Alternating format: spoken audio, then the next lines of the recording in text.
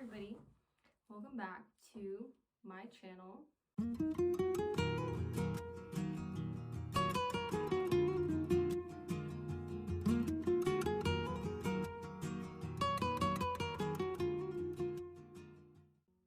Today I'm going to be talking about Untamed Muses. That's the title of this video. The title of this video is Untamed Muses, and I want to talk about finding inspiration in places other than Pinterest. Now, I've heard a lot of discussion about this, especially like from other YouTubers. And I don't think that the problem is that we're using Pinterest too much, because I love Pinterest. Like, I'm a big Pinterest fan. But I think that the problem is that we are kind of all interested in the same outfits, and we assume that popularity means good. And that's just not the case with fashion, because I feel like fashion and clothes are very individual to you, to what you want to wear, to what you are inspired by, to how you carry yourself, to how you see yourself, to how you see the world, to what you want to express. And nobody else can do that for you. It's a journey, I think.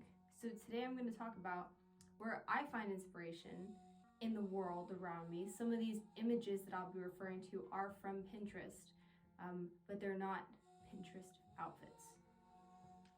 So the first example I'm going to bring up is fish. Yes, okay. So hear me out, right?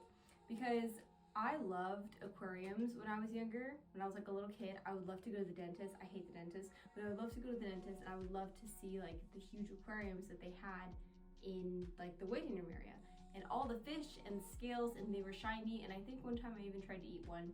But that is a source of inspiration for me. I used to volunteer at an aquarium when I was like a teenager. I think I was 13. And the fish are really beautiful. Like, underwater in general is absolutely gorgeous, and there's so much inspiration to be found there. There's so many colors and shapes, and there's so many silhouettes. There's so many types of texture. I mean, scales, like mermaid scales, are one thing, but you can get into like corals, you can get into water ripples, you can get into like shark skin. The opportunities are endless, and I think that we overlook that a lot. The one detail that kind of stood out to me was goldfish. I love goldfish. Like, they're just so shimmer. I think that this is the fish that I tried to eat, actually, and I've seen kids try to eat it. And honestly, no question why, because it's so shiny and shimmery. Is it weird that I think that it would taste good? I'm not recommending this. This video does not endorse eating goldfish. Okay, we're gonna put a pin in that. Moving on. So goldfish in blue water makes me think of orange eyeshadow on blue eyes, or green eyes, but like blue eyes specifically, because I'm thinking of that blue-orange contrast. I don't have blue eyes, so this inspiration is not for me. It's not even a fashion inspiration, maybe more beauty, unless you consider makeup fashion, which is a whole other story. But that's what it inspires me to think of. And I would not have come up with the orange-blue contrast on my own, but whoever made this universe obviously knew how to deal with color palettes, and I give them props for that. The second example I'm going to use is going to be fruit, and particularly mangoes, because the name of this channel is Mango Theory. So obviously first I have to go with mangoes. I think of mangoes and I think of like orange and red, a little bit of green. So maybe I also like the curve, the shape of the mango.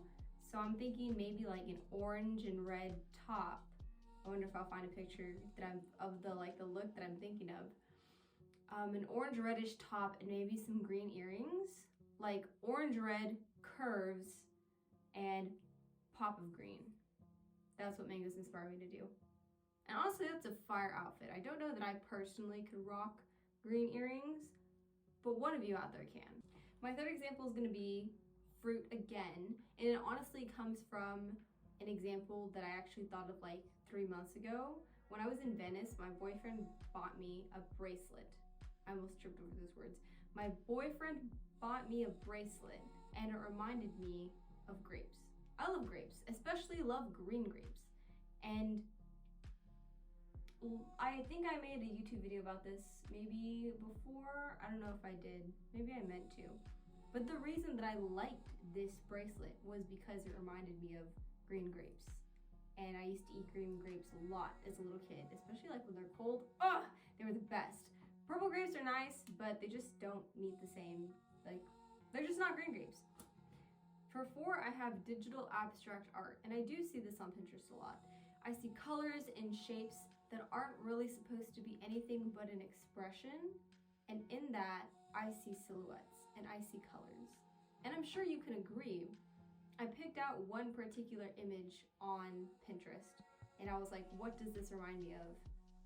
And I automatically saw like a skirt. I saw like the curve, the flow of a skirt, and I think that there's the image that I'm thinking of, there's green, red, and blue in it. And I couldn't find an exact skirt that was giving like that design and color, but I thought of a skirt. Something with a wave, something with a flow, like a little bit, maybe those long skirts that come up like in the wind, or you pick them up when you're walking because you have like really long skirts and you don't want them to drag on the ground, or when you're walking upstairs.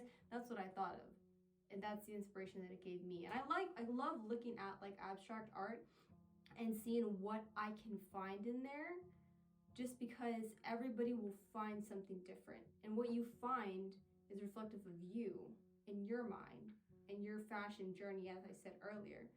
So if you need inspiration, my first stop would be abstract art. Maybe it's a skill, maybe it's learned, maybe not everybody can look at colors and be like, I see a coat, I see a dress, I see a headscarf. But just look for what you see, and what you see is reflective of you. For inspiration, my 5th example is animals. And yes, we've all seen the cow print. We've seen the overdone cheetah jeans.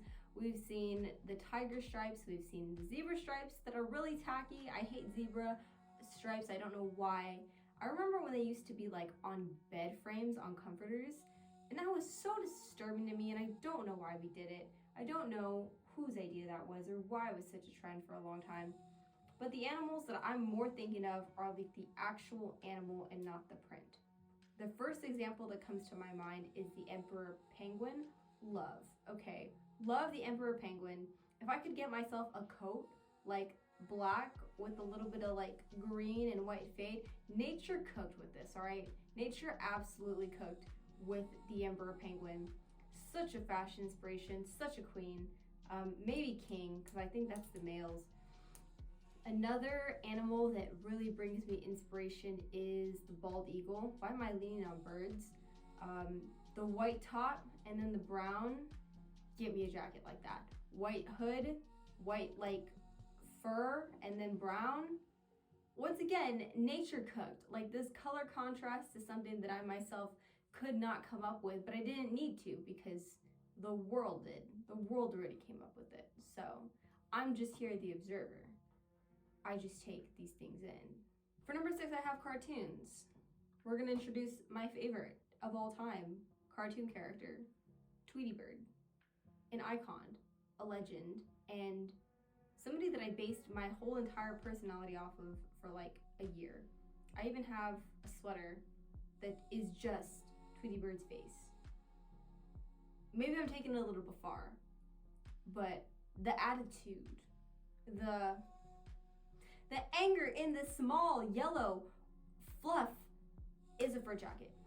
It gives a fur jacket. If Tweety Bird was a person, they would wear a puffy fur jacket because that's the attitude and the vibe that I just get from this creature. This wonderful, attitudey, feisty, yes. My last example might hit you out of nowhere because it's bugs. And I know we hate bugs. Like, I don't really vibe with spiders. I don't really vibe with cockroaches. I really don't vibe. I would say I'm even perhaps repulsed by cockroaches. I mean, I have it. We're gonna, yeah. But the bugs in particular that I'm thinking of are, the mantis. Love the mantis. Love that green. Love that stance. And a grasshopper. They both give me similar vibes. I found these particular drawings of them. I don't know who does them.